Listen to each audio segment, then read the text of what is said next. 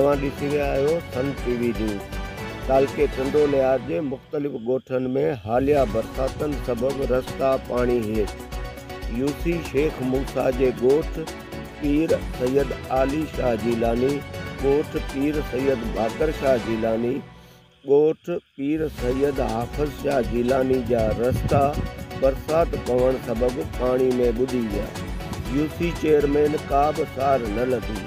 ताज़ोई इलाइक़े जे बुज़ुर्ग पीर अली मर्दान शाह जीलानी जो जनाज़ो खयो वियो, पर रस्तनि ते बरसात जे पाणी बीहण सबबि जनाज़े खे मजबूरी में ट्रैक्टर ट्राले ते खणी वञिणो पियो। इलाइक़े वासियुनि वस वारनि खां घुर कई त ख़ुदा रा रस्ते तां बरसाती पाणी कढरायो वञे। Sun TV network.